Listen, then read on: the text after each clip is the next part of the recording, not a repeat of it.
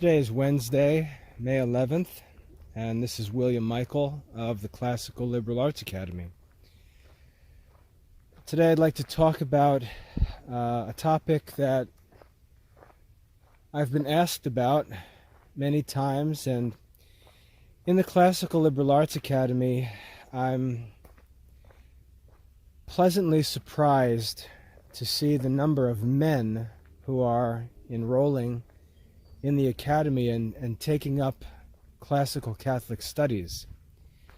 The idea that children study and then once you graduate high school or college, you no longer study is one of the errors of modern Catholic society. And I see in the Classical Liberal Arts Academy that we're helping to change that. Men are taking up these studies, as they always have throughout history. But one question that these men commonly ask me is, what should we study? Where should we begin? Some men sign up, start their subscription, and then ask me, okay, what should I do? Tell me what to study. And I'd like to take some time in this talk to answer that question. What should Catholic men study?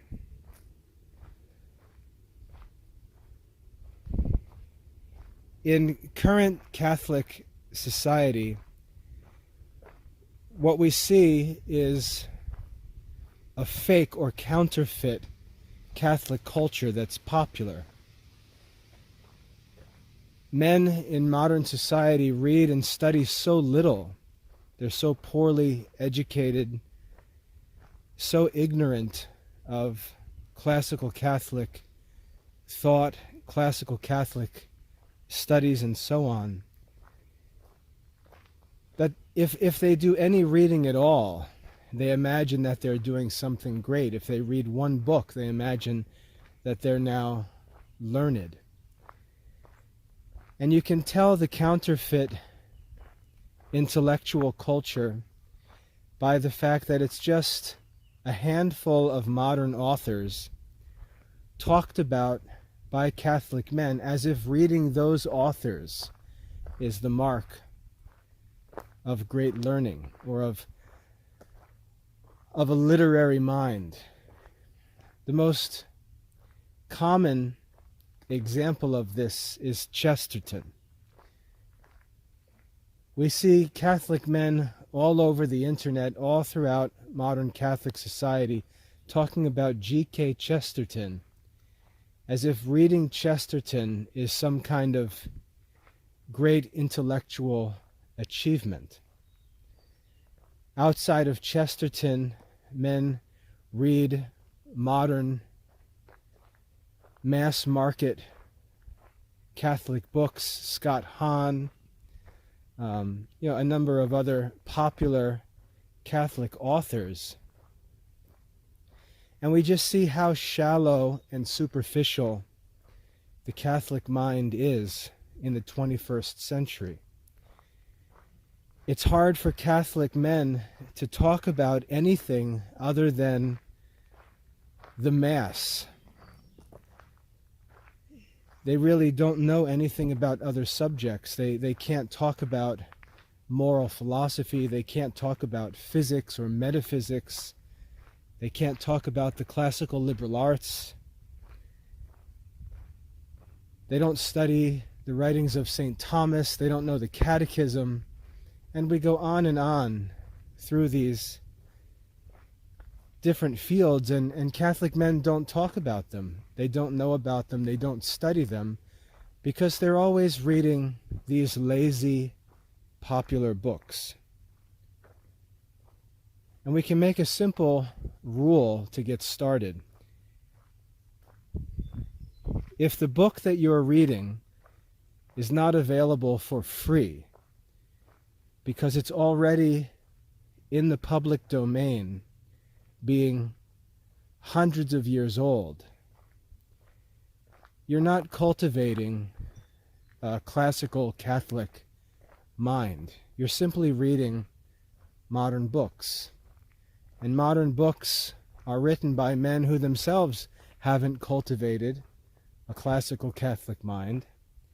And so you're just pushing around the same ideas on the surface, seeing who can articulate these simple ideas as eloquently as possible. But you're never getting any deeper. You're never puncturing the surface, as it were. You're never getting inside. You're never getting deeper, or I should say, you're never getting any higher. You're just always playing on the surface, pushing around the same few rocks, never making any real progress. And you can only rewrite these books so many times. You can only reword these sentences so many times.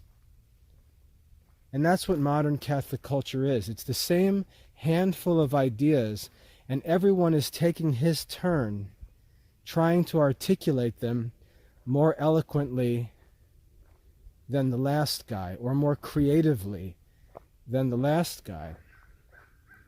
And there's never any depth. There's never any subtlety added. There's never any clarity. All of the discussion is focused on a couple of topics that, worst of all, really aren't even appropriate for the study and contemplation of laymen.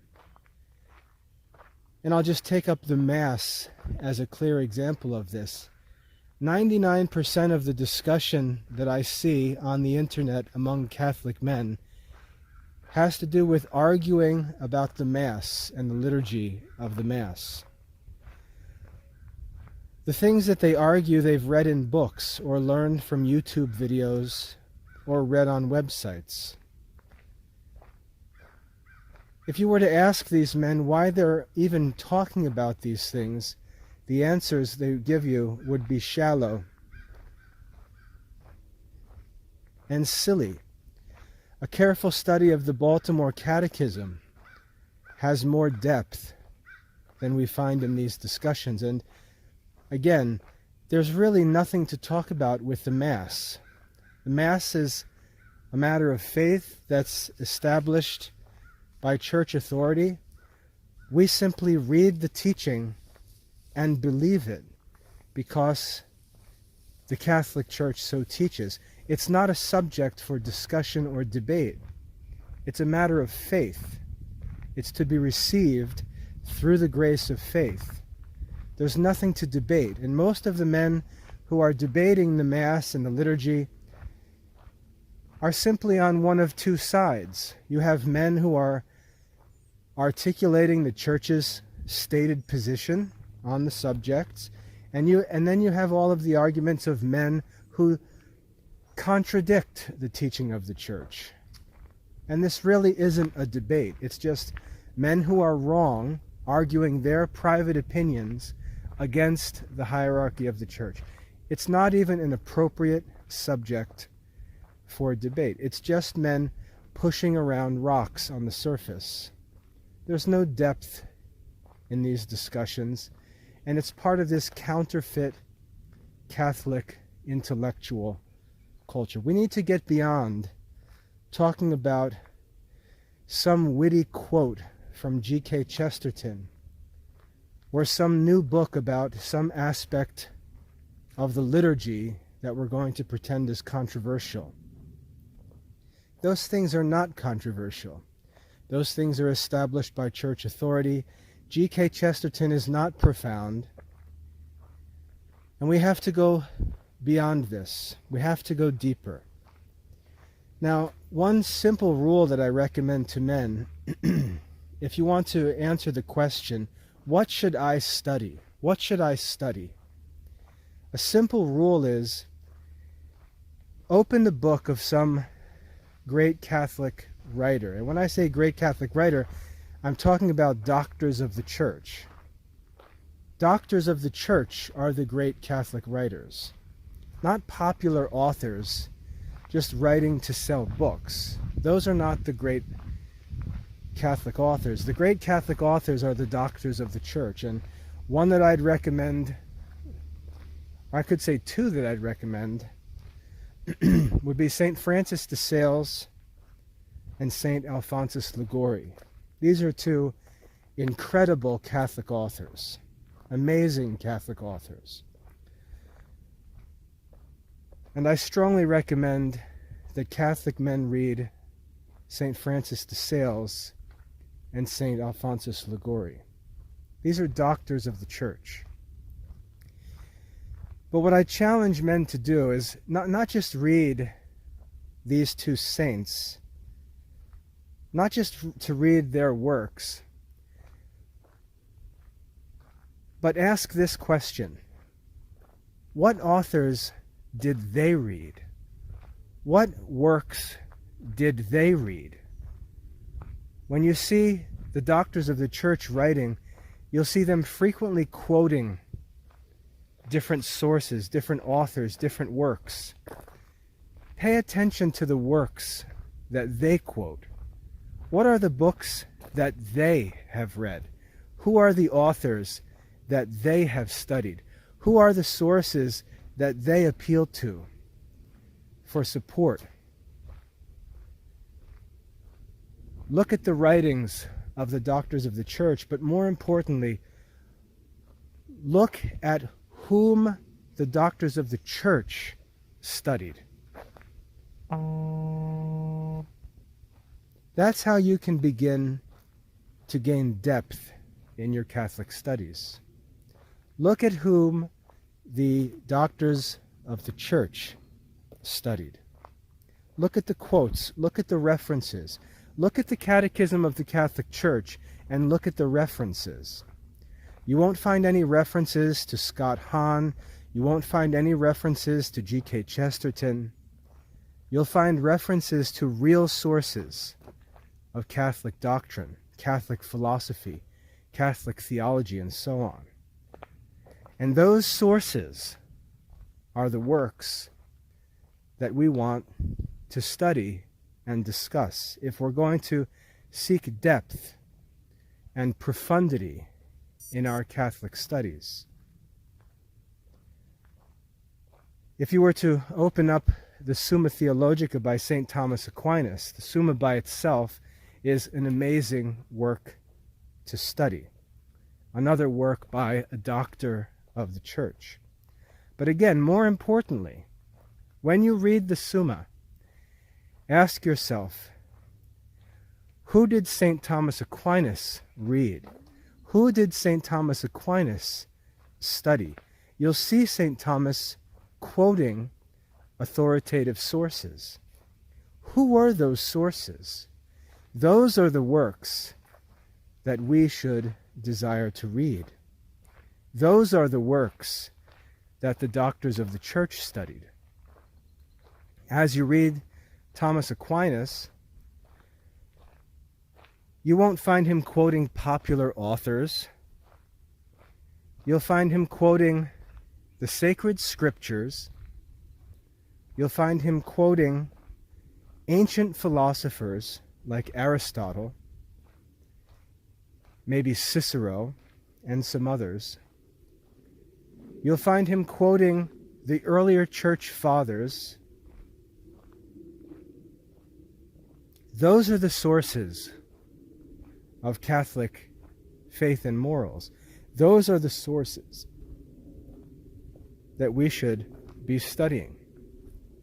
They're the sources of Catholic thought and culture. They're the sources.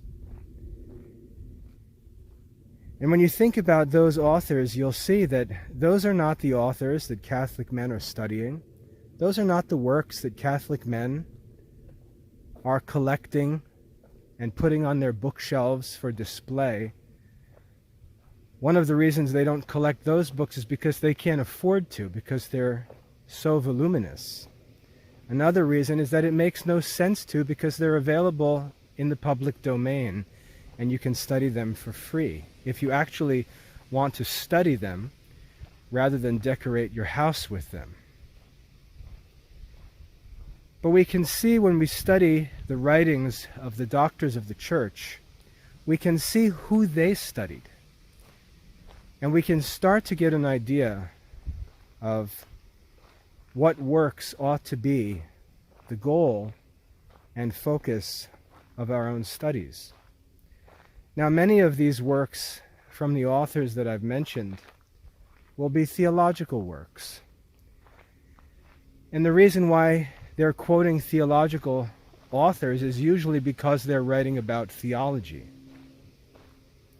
But we need to go beyond that, because our study shouldn't be limited to theology, but also extend into philosophy. And we have to understand the difference between philosophy and theology. Theology is the study or the science of divine revelation. Theology is a certain kind of study, a certain kind of knowledge. It's knowledge that's based on divine revelation. It's knowledge that's received by faith. We read theology and we believe it. We receive it by faith because it's based on divine revelation. Obviously, the foundation of theology is the sacred scriptures. They're the most authoritative of all sources in theology because they are the direct sources that we have access to for the content of divine revelation. The content of Scripture is not open for debate. The content of Scripture is to be received without doubting, to be received by faith. And we also have divine revelation by means of church tradition, which is preserved, clarified, interpreted by the hierarchy of the Catholic Church, that is, by the Pope and the bishops, the living magisterium that Christ himself established in the Church. Sacred scripture and sacred tradition. And so if we're talking about theological subjects, we're going to pursue that knowledge from sources of divine revelation. But then there's the question of philosophy. And this is where most modern Catholics just have no idea where to begin.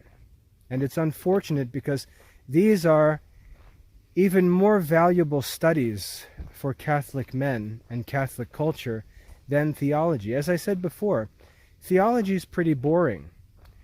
Theology is pretty boring because the questions have already been answered. I tell my students all the time that if you're asked a question on a matter of theology, you simply look it up in the catechism and find the answer and then say the answer. There's nothing really to think about, there's nothing to debate about, nothing to figure out or solve.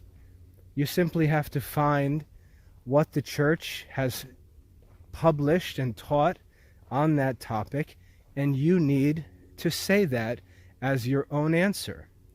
That answer is received, believed, and shared by faith.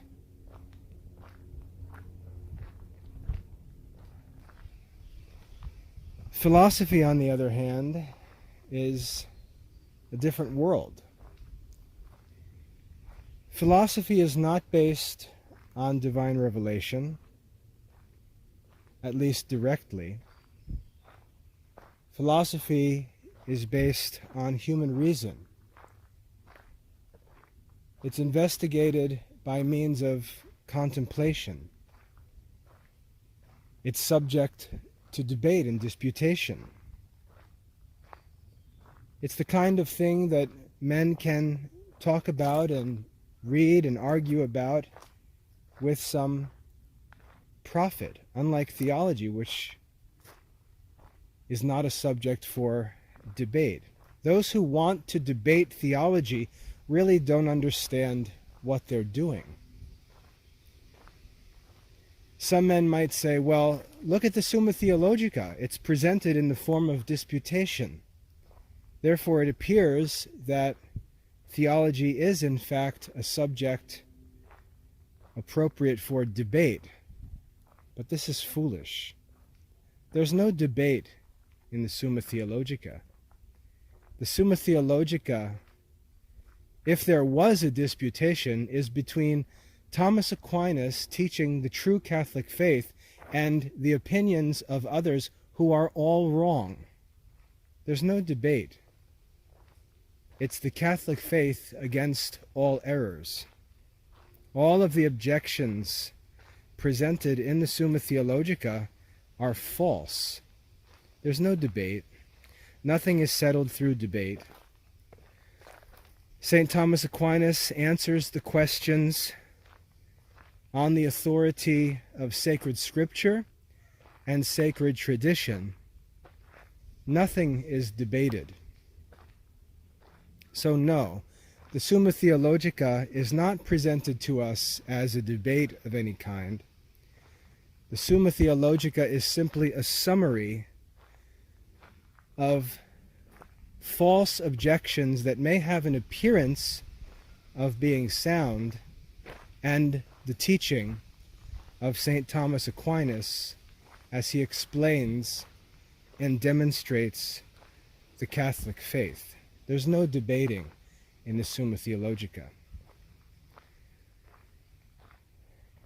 If Catholic men want to study and solve problems, if they want to put their intellect to work for the sake of resolving some unanswered questions, the appropriate subjects for that kind of discussion are found not in theology, but in philosophy.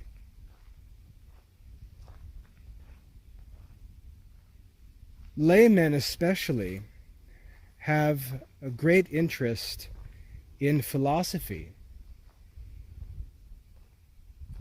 because the branches of philosophy directly affect the interests and responsibilities of laymen.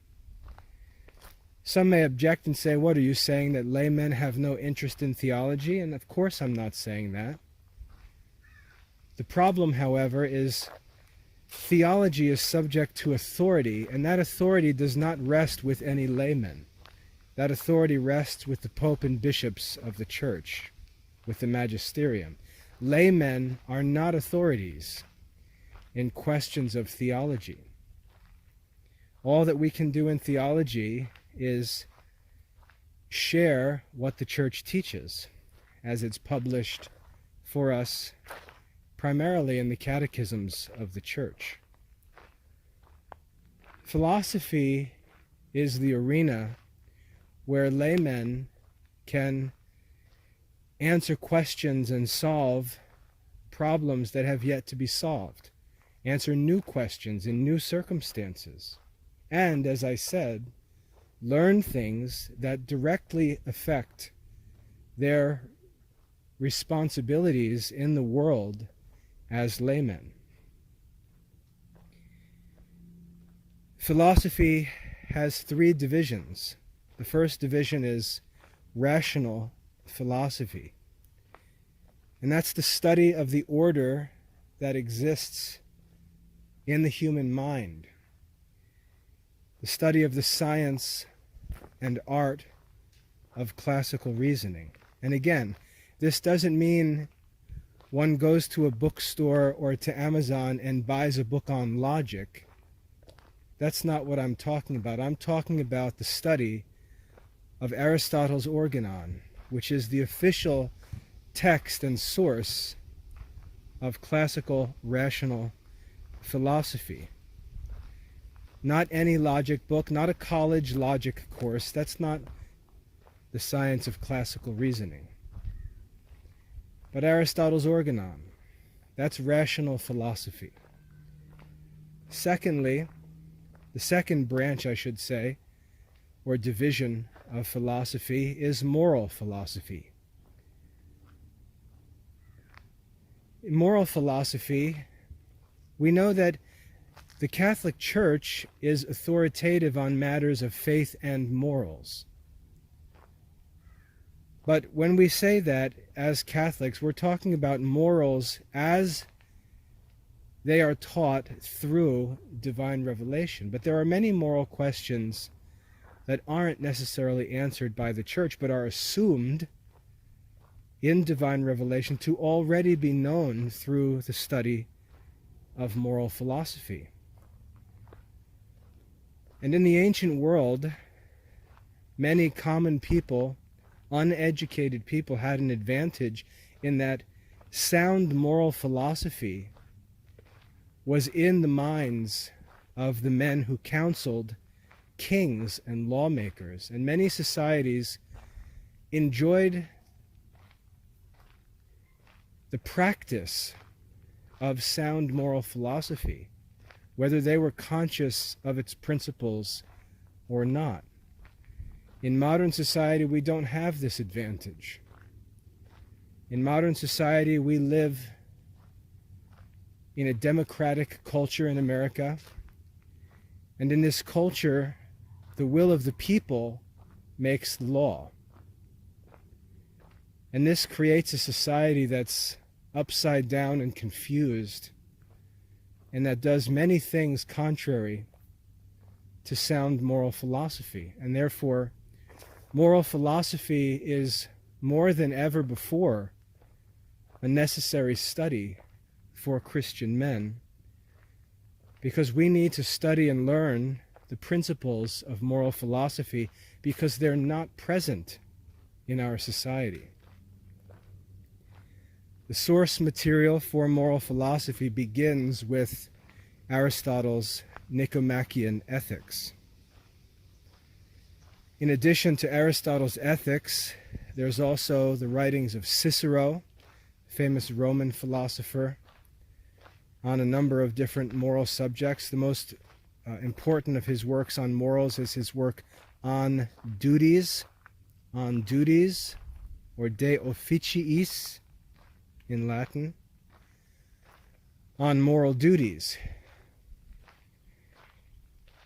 He also wrote a great treatise on friendship and another on old age, all of which are important sources of classical philosophy. But all of that should come after Aristotle's Ethics have been studied. And if you're going to choose one thing, it would be the Ethics of Aristotle, not Cicero. In addition to Cicero are the writings of the Stoics. The Stoics were great masters of moral philosophy.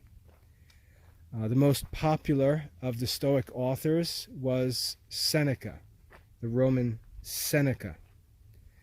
He wrote a collection of moral epistles or letters, which you can find in English translation. He wrote moral essays, which you can find in English translation.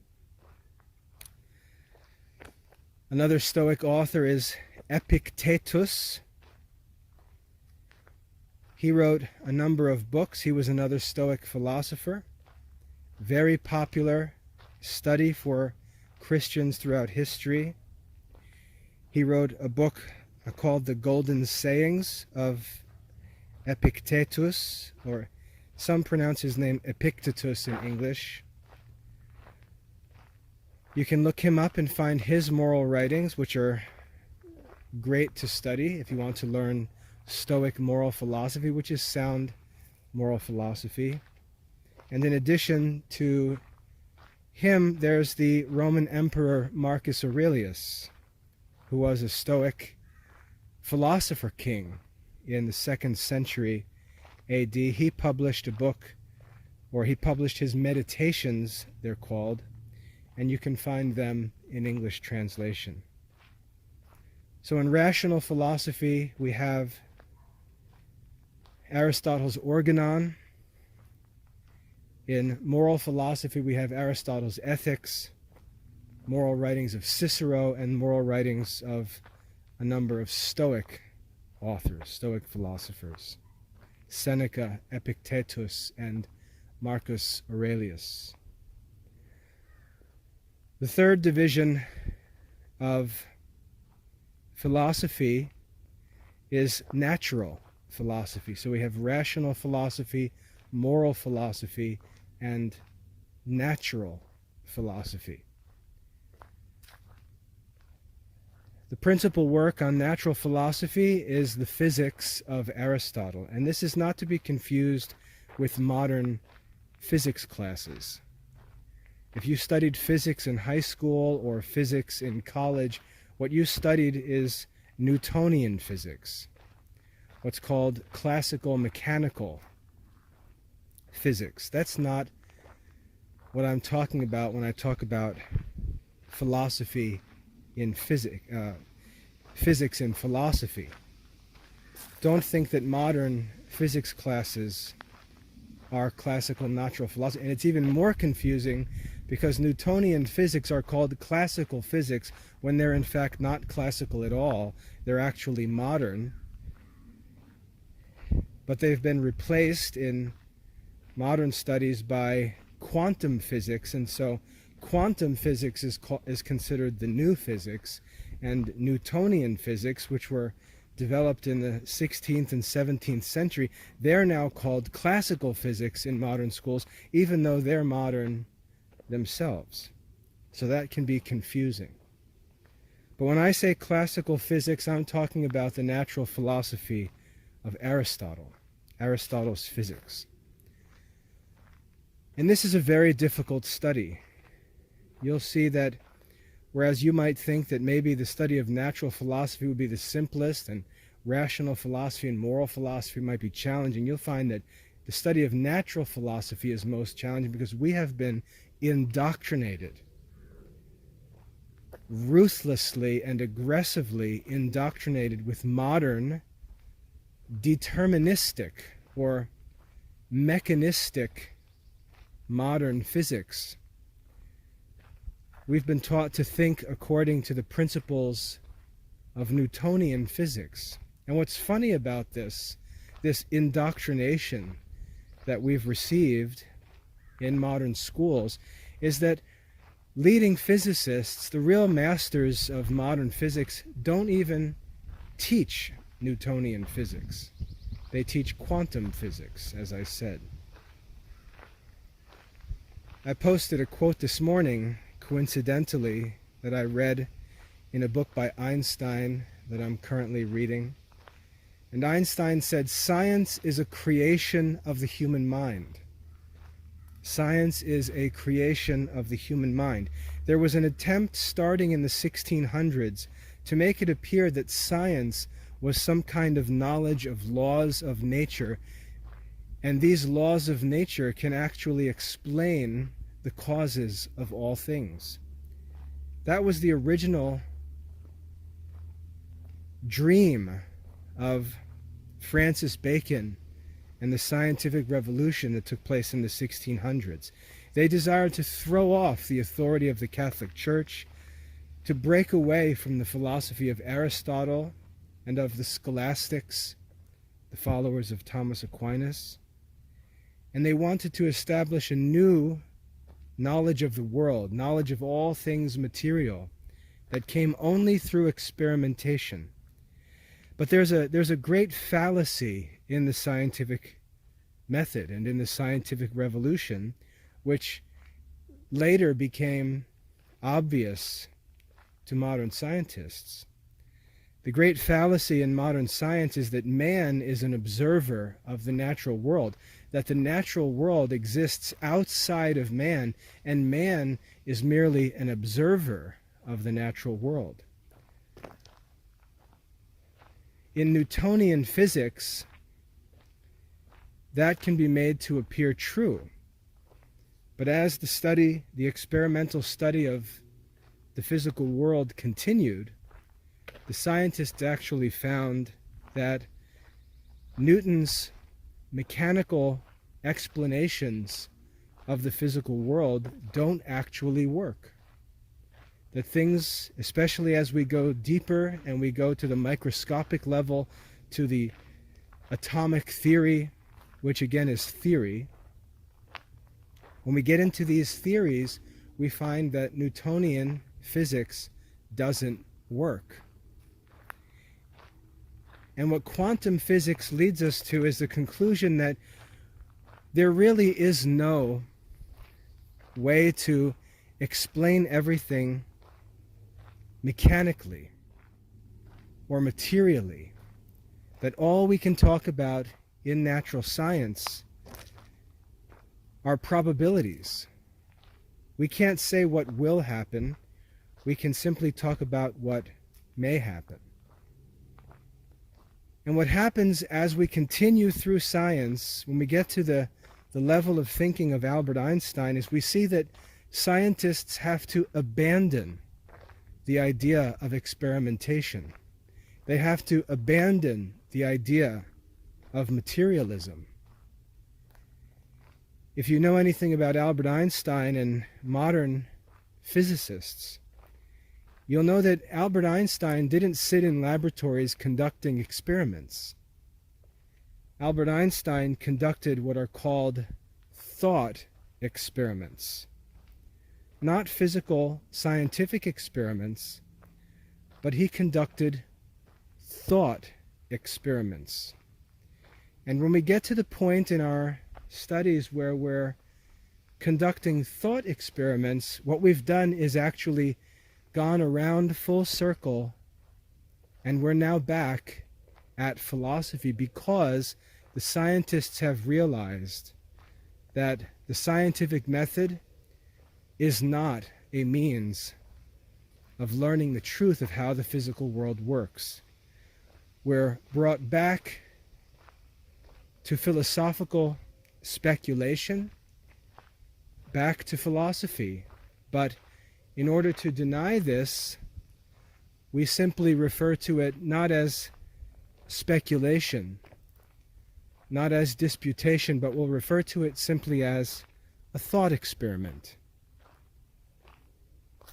But modern science has failed and has led us through centuries of false teaching, criticism of the church, mockery of true philosophy, has led us back to philosophy painfully ignorant, hundreds of years behind where we could have been had we not taken or allowed ourselves to be taken down this dead end of mechanistic, materialistic modern science. Because we've been indoctrinated by this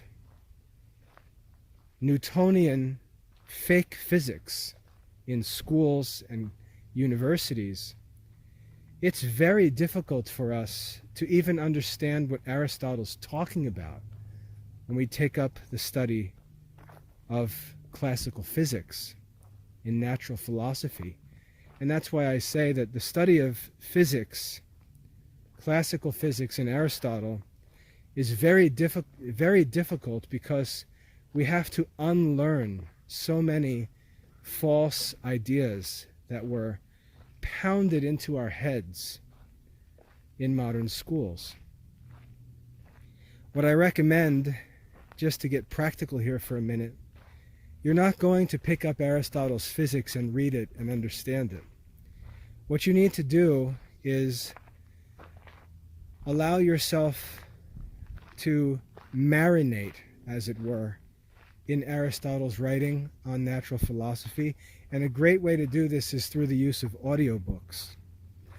If you go to LibriVox.org, you can search for Aristotle and find a recording of the reading of his physics. And what I recommend you do is find some time to simply listen to it. Just let it play and listen and listen and listen and listen through the whole book again and again and again. And over time, you'll start to put things together. You'll start to recognize terms that have been defined in other places, and you'll begin to see the key concepts in Aristotle's physics. And if you give yourself time, you'll be able to flush out of your mind all of these modern materialistic ideas of the natural world, and you'll be renewed in your mind by this Aristotelian philosophy, and you'll begin to understand things. But it takes time, and I think the most efficient way to do this is by just listening through the reading of Aristotle's Physics, not even trying to understand it, just listening. Listen to it a number of times from beginning to end, and you'll become aware, like I said, of the key concepts. You can find a free copy of the reading of most or all of Aristotle's works online on LibriVox.org. Once you get through Aristotle's Physics, then there are a number of studies that take you through different divisions, different branches of natural philosophy. Most of them were composed by Aristotle. Some of them were composed by followers of Aristotle. St. Thomas Aquinas, in his commentary on Aristotle's Physics, which is another great resource, he gives us an overview of Aristotle's writings on natural philosophy, and these include a work on the soul, which is fascinating. If you want to understand philosophically what the soul is, you need to study Aristotle's work on the soul. He then goes into the topic of generation and corruption, which is the activity that takes place in living things that through generation come to be, and through corruption cease to be or return to their natural elements. That's on generation and corruption. Aristotle wrote a book called The History of Animals, which is a study of animals, their parts, their classes, and so on. Aristotle's successor, Theophrastus, wrote a book on the history of plants, which does the same thing for plants, which can be studied. And there are a number of other works by Aristotle on natural philosophy. Another one worth mentioning, Aristotle's work on the heavens. If you want to understand classical Aristotelian astrology or astronomy, you can study Aristotle's work on the heavens. So these are the books that make up the curriculum, as it were, of classical natural history. So 3 divisions of philosophy: rational philosophy, moral philosophy, and natural philosophy. The first part of natural philosophy is physics. The second part of natural philosophy is metaphysics. And this is rather simple because there's just one book, which is Aristotle's Metaphysics. Meta, in Greek, the word meta means beyond. So the metaphysics means beyond physics, beyond the physical world. And it could be considered the philosophy of the supernatural world. The word supernatural, I wouldn't say it's synonymous, but it's very similar to the word metaphysics, supernatural. And that wraps up philosophy. If you'd like to study philosophy, which should be the subject of our private study, meditation, discussion, debates, and so on, the sources are primarily found in the writings of Aristotle and a couple of his followers, and some later successors, like Cicero and the Stoics and so on. Now, if we look at philosophy and we say, well, it's hard to understand philosophy because there's a lot of information, a lot of ideas that are taken for granted in the study of philosophy. And, I don't understand all these ideas. I don't know these ideas. Aristotle talks about all kinds of things that I've never heard of before. Well, the reason why you find that is because philosophy is based on the study of the classical liberal arts, the 7 liberal arts. These 7 liberal arts are the arts of grammar, of reasoning, of rhetoric, classical arithmetic, not modern arithmetic, classical arithmetic, music, geometry, and astronomy, the 7 liberal arts.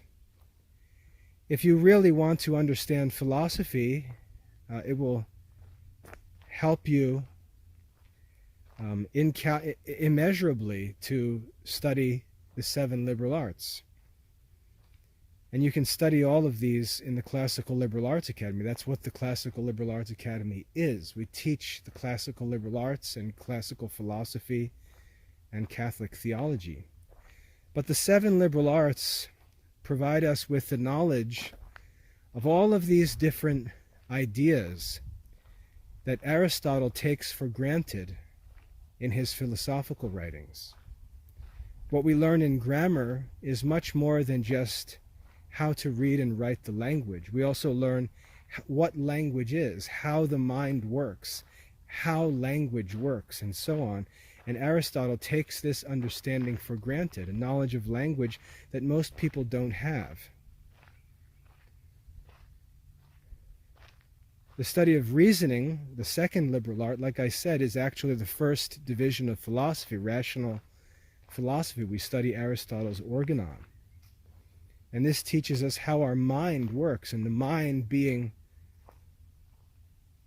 comparable to or equal to the soul. You can see how the study of rational philosophy relates to Aristotle's teaching on the soul. And so many of the ideas studied in rational philosophy are taken for granted when Aristotle teaches on the soul. The 3rd liberal art is rhetoric, which has to do with influencing the will of human beings. It's really a study of the will of human beings, and it's related to moral philosophy, the art of rhetoric. And then the mathematical arts, arithmetic and music, which are 2 different studies of multitude, which is one type of quantity. And then the studies of geometry and astronomy, which are 2 studies of the other type of quantity, which is magnitude, studies of multitude and magnitude. And we're already at 48 minutes, so I'm not going to get into the mathematical arts and what they are in too much detail. You can find another video that I've published titled An Introduction to the Quadrivium, where I explain the 4 different mathematical arts and get into all that. Or you can just go to the Academy website at classicalliberalarts.com and click on the curriculum link and look at the curriculum page where I explain this in much more detail and connect it all to the courses that are available in the Classical Liberal Arts Academy. But this leads us through the 7 classical liberal arts, and that collection of studies from Catholic theology to the 3 divisions of true philosophy down to the 7 classical liberal arts, that is the study material of a true classical Catholic intellectual life. And you'll find there content for lifelong contemplation. You'll never make it through these studies. You'll never even scratch the surface. And that's part of the point of these studies.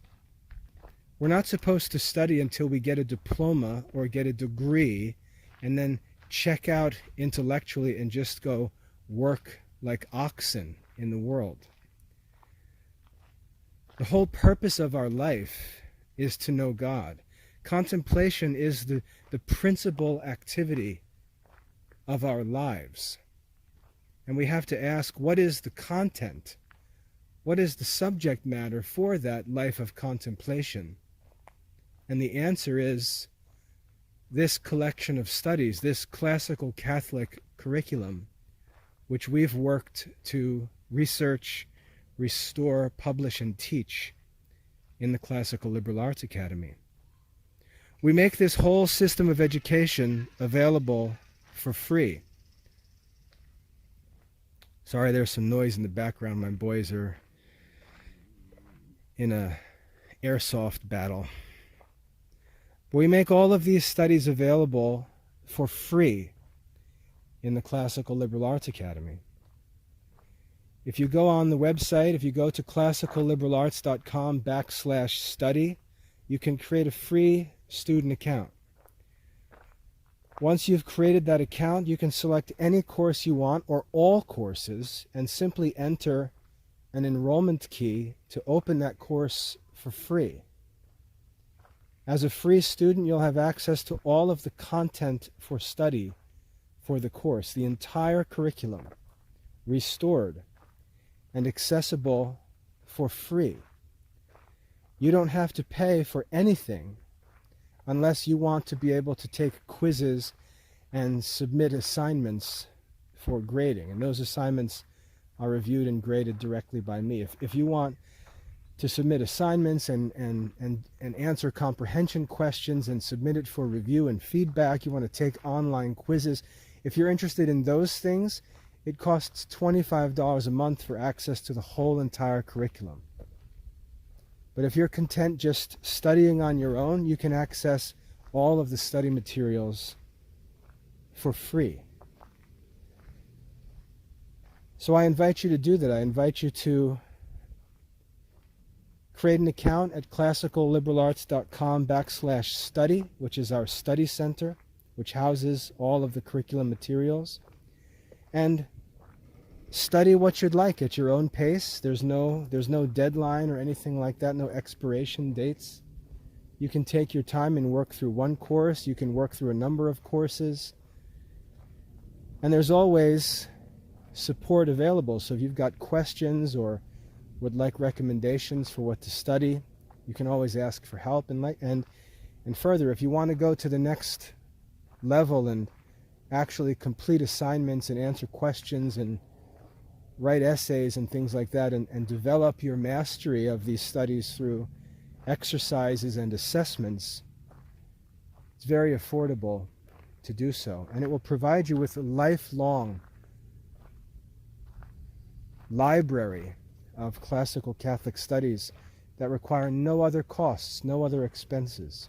Everything is available in one place for one simple and affordable monthly fee, if you choose even to go ahead with a paid enrollment. But like I said, all of the study materials are available at no cost.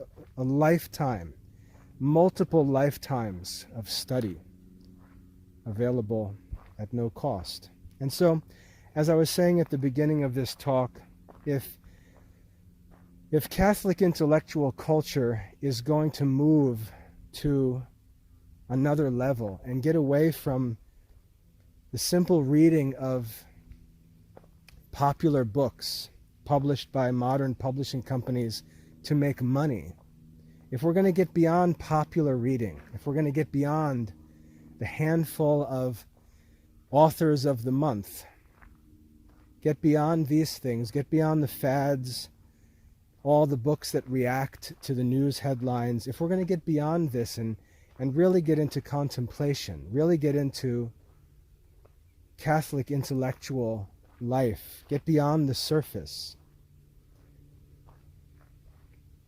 the subject of our studies needs to move from these modern political dilemmas, these modern vain wrangling arguments about the Mass and liturgy and the papacy and things like that, all of which have no place in disputation.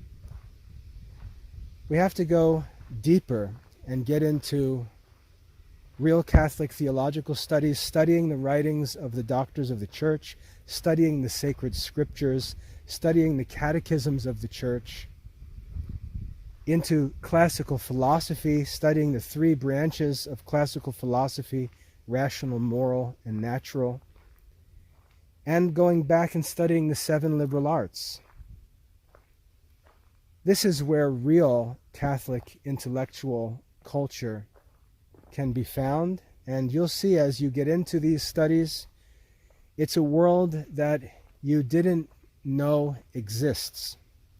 It's a world that popular Catholic culture is completely ignorant of. It's a world that isn't taught or talked about in Catholic schools. It's a world that's hardly even known in Catholic colleges and seminaries. And if it is known, it's commonly ignored. But this whole world of Catholic contemplative study, Catholic intellectual life is accessible at no cost in the Classical Liberal Arts Academy. And I'd like to invite you to go beyond this lazy, popular Catholic gossip culture. Go beyond that. Go into real Catholic studies. Go and study the authors and the works that the doctors of the Church studied. Study the works that St. Thomas Aquinas quotes when he wants to prove something with a word from an authoritative author.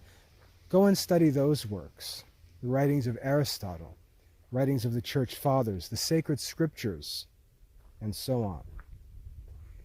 Go beyond this lazy, superficial Catholic culture. And you can do that from the comfort of your own home, using a smartphone you already own, a computer you already have, the internet you're already subscribed to. You can access the entire library of classical Catholic studies for free. And I invite you to do that, to join us in the Classical Liberal Arts Academy. It's not just for children, it's for Catholic adults as well. And it's my desire to have the Classical Liberal Arts Academy provide Catholic men and women, of course, with a place where they can concentrate their studies, keep things organized, make and track their progress, and spend the rest of their lives going deeper and deeper into the same studies that the wise men and saints of history themselves studied. So please do consider joining us in the Classical Liberal Arts Academy and accept this talk as my answer to the question, what should we read? What should we read? You should read the doctors of the Church, the sacred scriptures, the catechisms, the great ancient philosophers. You should read Aristotle and Cicero and Seneca, Plato and Euclid.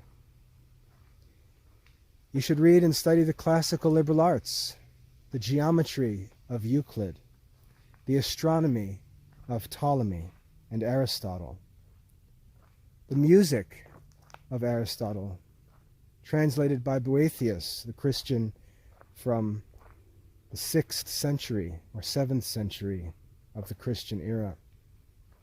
Study Latin and Greek. Learn how the languages work, because those languages were influenced by classical philosophy, unlike English.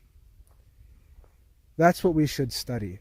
And if you're a Catholic man that would like to reorient your life, to turn away from worldly distractions and gossip YouTube channels and silly reactions to news headlines, and really get into the study of things which are eternal and timeless, unchanging things, what the ancient philosophers called reality. Come and study in the Classical Liberal Arts Academy, where you'll find everything ready for you. Visit us at classicalliberalarts.com. If you'd like to talk about any of these things in more detail, you can email me anytime by writing to mail@classicalliberalarts.com. I hope that's helpful. God bless.